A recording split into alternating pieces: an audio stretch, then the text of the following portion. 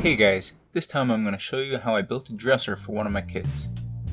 As it turns out, this is the fourth dresser I've built. Each time it has been a little different due to improvements in my shop, tools, and my overall experience with woodworking. The first dresser was built in 2007 when we were pregnant with our first kid. My wife said we needed a whole dresser for the baby. I argued that wasn't true since I was a full-size person and only needed like 2 drawers. In the end, I lost that argument and we ended up shopping around for new dressers. It didn't take long before I learned that new dressers are crazy expensive, like $300 for particle board construction with cardboard back and cardboard drawer bottoms. I was still in school and convinced my wife that we could make a dresser for much cheaper if we just bought some wood and tools.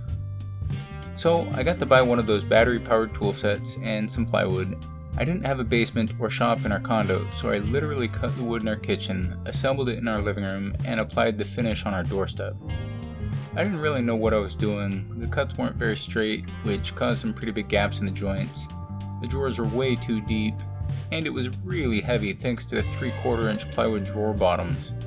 At the end of the day, we had something that looked like a dresser and was way cheaper than a commercially available product, but was actually pretty sad. It worked though, so we lived with it.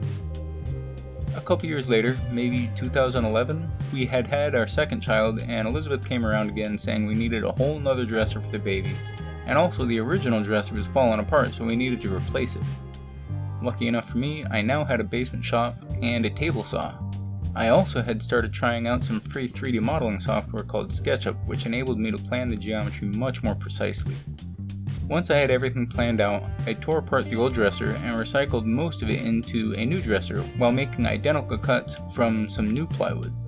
I also used 1/4 inch plywood for the drawer bottoms, nicer drawer glides and handles, and the overall result was a matching set of much nicer dressers.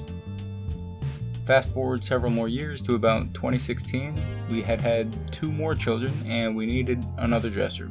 That one was a lot like the one you're watching now. I bought some wood and cobbled it together. And that brings us to 2020. Our kids are growing and the under the bunk bed drawers that one of our kids had been using were falling apart. So I got what I assume is my last, "Honey, please make us another dresser" request. In the grand scheme of things, I'm really glad that Elizabeth convinced me to make these. These are way sturdier than most commercially available dressers, and I hope my kids can use them until they move out, and later I hope my grandkids can someday use them too. Either that or these dressers will soon end up at Goodwill or maybe in a dumpster or burn pile. Either way, I enjoyed making them, learned a lot in the process, used the dressers as an excuse to buy a bunch of tools, and saved money too. Well worth it no matter what happens. Anyhow, that's all I've got for you this time.